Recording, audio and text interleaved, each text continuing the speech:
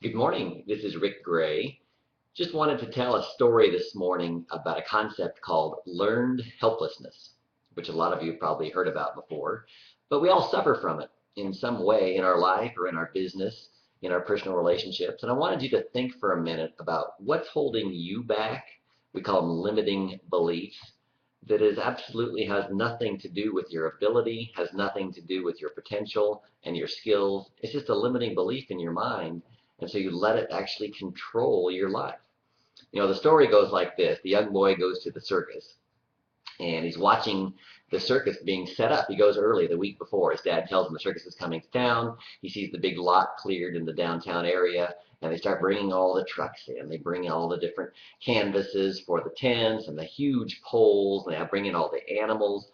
Well, as one day is the kid's down there watching them set everything up, and he notices they're putting up the tent, the main tent for the big top circus, and there's a giant pole that goes in the center.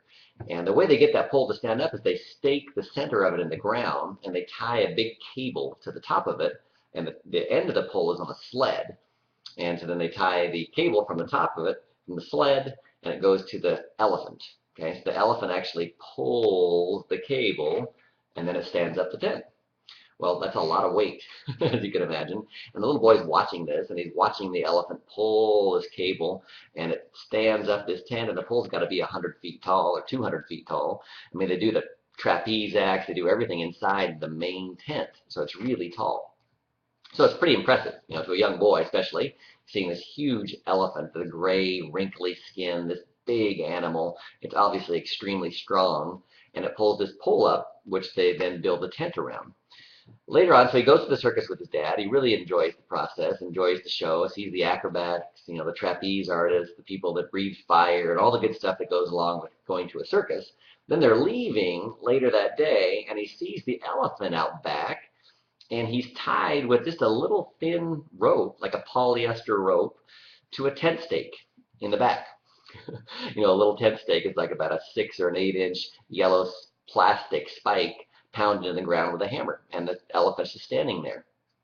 Now, to the young boy, he starts to think to himself, what's wrong with this picture, right? And here's an animal that's physically powerful enough to pull this sled and stand up this gigantic pole, which they build the entire circus tent around, yet it's standing in the back with a little string around its neck, basically, and a tent stake in the ground.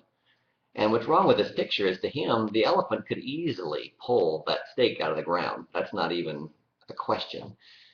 It's why would the elephant stand there all day and let that happen? Well, as you know, when they train elephants when they're young, they chain them to a concrete piling when they're just born. And the concrete piling is designed to stop them, and they can't pull it away. They can't get away from it. They tug and pull day after day after day until they learn, again, learned helplessness, to stop fighting. Don't worry about it. It's no use. You can't do it. And the brain finally shuts off at some point.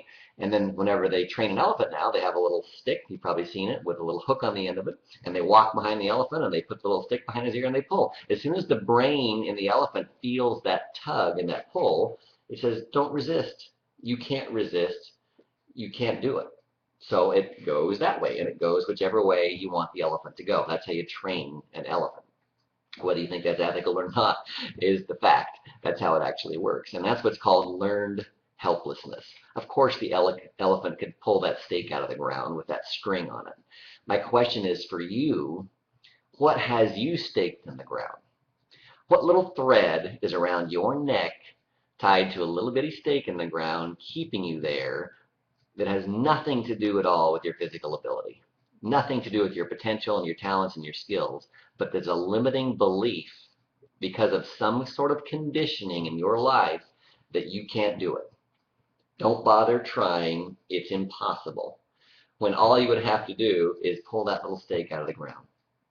So I want you to think about that for yourself.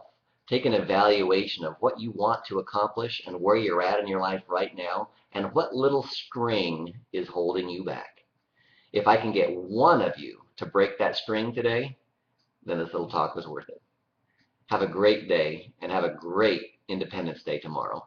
I'll talk to you soon.